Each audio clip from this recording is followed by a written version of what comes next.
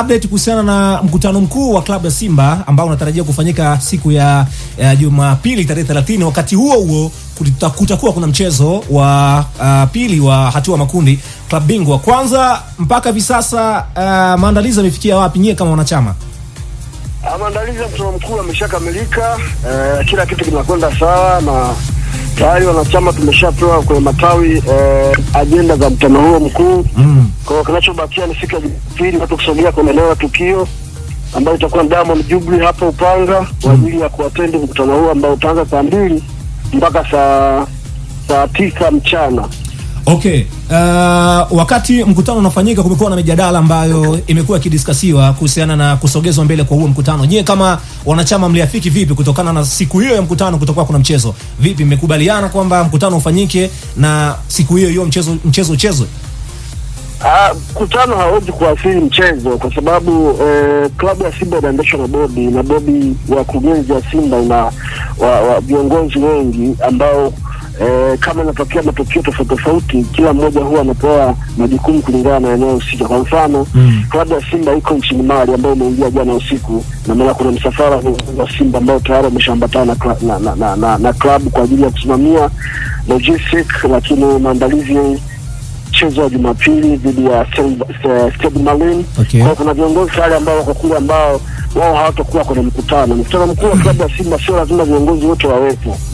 Na mkutano unafanyika asubuhi unaisha mchana na mechi ni saa 1 usiku. Kwa hiyo ni mkutano muhimu kwa sababu mkutano huo ndio utakapisha pia bajeti ya msimu huu mwaka 2025-26, kwa sababu leo nikikuuliza bajeti ya Simba mwaka huu ni kiasi gani huwezi kujua kwa sababu huwezi kunitajia au kuniambia kwa sababu hujasikia kwa sababu ndio. Lakini siku Jumapili jua mwaka 2025-26 mwaka wa fedha klabu ya Simba imepitisha bilioni kadhaa kwa ajili ya shughuli zote za operation za klabu ya Simba ili wanachama wajue hizo hela mgawanyo wake unakwenda wapi. Mshahara, operation, logistics na shughuli zingine zote, usajili na nini. Watu wao wana imani kwa bajeti hii inatosha au haitoshi kwa malengo ambayo Simba wanayo. Kwa hiyo mtoa muhimu ambao natakiwa uwepo sababu mpaka dakika ligi mshahara kimpira mechi ngapi, mechi tatu. Hatujajua bajeti ya klabu ya Simba mwaka huu 2026 ni kiasi gani. Kwa hiyo tuna mashaka na wasiwasi kwamba inawezekana bajeti imetosha au haijatosha kwa sababu tuna mashindano makubwa ambayo Simba inatakiwa ichukue ubingwa wa Premier League lakini ifanye vizuri kimataifa. Je, bajeti inaruhusu?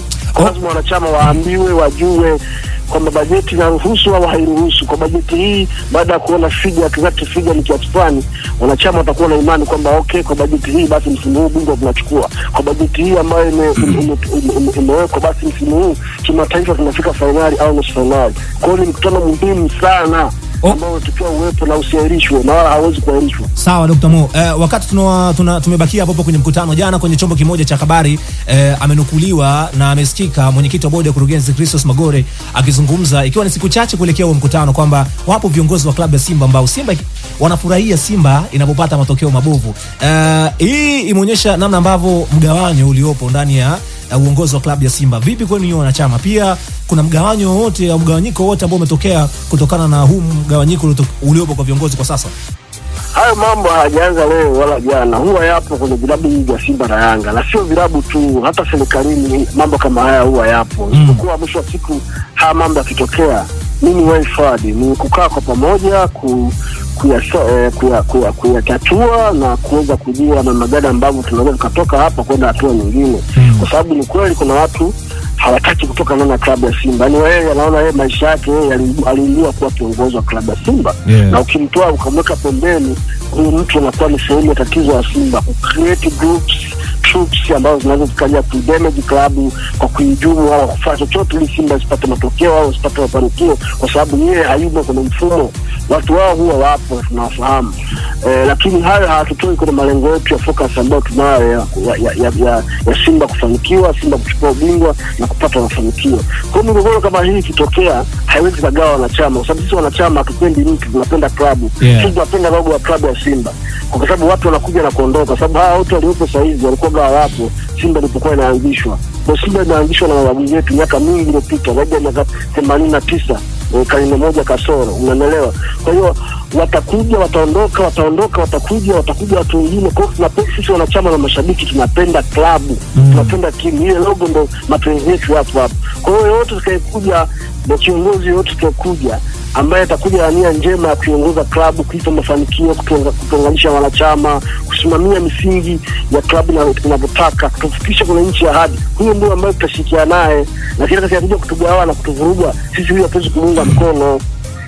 Okay, tunaenda kwenye mkutano mkuu, kipindi ambacho mmepoteza mchezo wa kwanza wa CAF Champions League. Vipi, hali ikoje kwa wanachama na mashabiki kwenye matawi tofauti, Dr. Mo? Kupoteza mchezo wa kwanza sio dhambi. Tushakufanya hivyo mwaka 2022-23 tulianza kupoteza dhidi ya Waja, dhidi ya Holoya awe tukapiga bao moja pale Konaki Gine. Mimi nilikuwepo kipindi hicho Gine hapo, nilisafiri timu lakini tuliporejea Benjamin Mkapa tukafungwa bao 3-0 na Waja Casablanca. Watu wengi wakaongea mengi sababu zilikuwa bakia mechi 4 za kumaliza group stage wa CAF Champions League.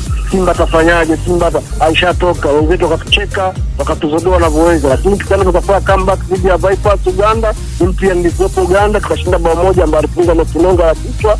Baadaye tukarejea Tanzania Benjamin Mkapa tukafunga tuna Vipers tukapata alama 6.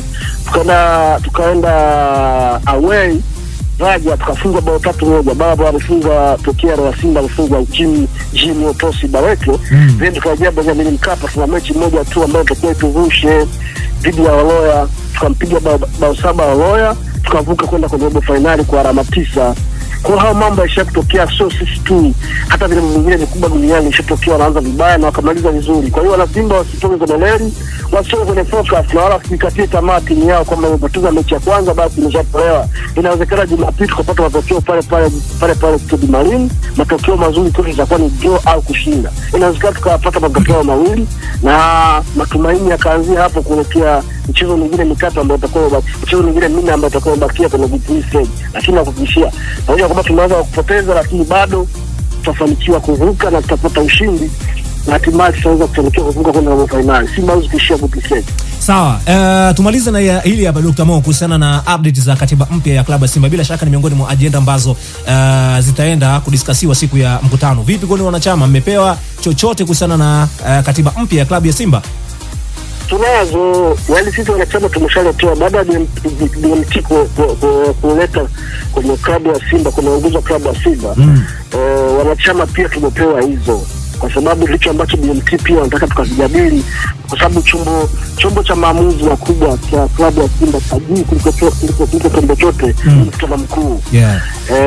Hiyo katiba na marekezo mapya ambayo BMT wanatoa, hakuna chombo chochote ambacho cha Simba kinaweza hata model hawezi kuamua. Mwenyekiti mtazama nguvu wa klabu ya Simba hawezi kuamua peke yake, lazima aende kwenye mkutano mkuu. Wanachama tulizia haya ambayo BMT wameleta, sisi na manufaa na sisi, kama hana manufaa na sisi tutakataa pale kwa mkutano mkuu. Bana sisi hatuwataki wabili serikalini, haya sisi hatuwataki kwa sababu sisi ni klabu hii. Kama ina manufaa na sisi wanachama tutadiscuss pale, tutachakata kama BMT wameeleza na tutapitisha kwa pamoja ili BMT nayo waendelee kwenye mfumo, kukamilisha mfumo wa transformation wa uwekezaji kama ambavyo wanaelekeza. Kwa sababu katika maelekezo ambayo wametoa, wanataka mwenyekiti wa klabu ya Simba ambaye anamiliki hisa 51 atakuwa mwenyekiti wa klabu ya Simba kuanzia sasa na kuendelea, ndio huyo au mwenyekiti wa bodi ya kujenga klabu ya Simba. Mwenyekiti huyo apewe mandate ya kuchagua wajumbe wa baraza la wadhamini ambao watakuja kuliziwa pia na mkutano mkuu, kwamba kupigiwa kura ya siri ya mkutano mkuu kwamba hawa tunawapitisha au la, unaelewa? Lakini pia anayekuwa kuna upande wa hisa 9 mwekezaji atachukua mmoja wao watatu ambao watakuja kuwekeza ndani klabu ya Simba, ambao wao watakuwa wanaendeshwa shughuli zao chini ya maelekezo wa mwenyekiti wa klabu ya Simba ambaye ndio mwenyekiti wa bodi ya kujenga. Na kampuni zote ambazo zishafunguliwa chini ya mamlaka ya klabu ya Simba, kwa mfano Simba Sports Club Holding Company na Simba Sports Club Company, zote zitakuwa zifuatwe mara moja na asasi yote na asambili ya serikali. Ndio maelekezo ya kwa BMT ameweza kutoa, lakini pia kukasimisha au kuhuisha majukumu ya CEO mtendaji mkuu wa klabu ya Simba. Unaeleza ya tamko wazi kulikuwa katiba iliyopo ilikuwa inaelezea uwekezaji, ile neno mtakalipute lizungumze au litamko la katiba ya uwekezaji na sio uwekezaji. Lakini pia engo la kuongeza wanachama, katiba inataka Barakiza BMT wanataka katiba yetu iweze kuonesha na kumuonyesha mkurugenzi wa wanachama ambaye atakuradili na masuala yote ya wanachama, shughuli za wanachama, hasa kudahili wanachama wapya pamoja na kufungua milango sauti ya kwanza kupata kadi mpya za wanachama. Hiyo ndio maelekezo ambayo serikali inatoa kupitia BMT, ambao sisi wanachama tuna jukumu kwenda kuhakikisha au kuwakataa kama tunaona hafai. Okay. Na mwisho kabisa Dr. Mo, kwenye huo mkutano bila shaka thamani ya klabu yenu itawekwa hadharani. Mnaiona thamani ya klabu yenu zaidi ya watani? Thamani ya klabu yetu ni kubwa sana. Kwa sasa hivi Simba klabu yetu inaweza kuwa na thamani ya bilioni 500 hivi, kama sio bilioni 400. Kwa sababu ukiangalia timu namba 5 barani Afrika kwa bora. Ndio.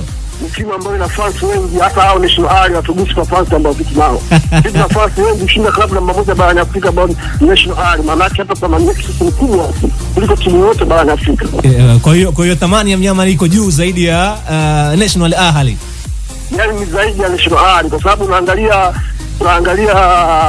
fan ya mashabiki.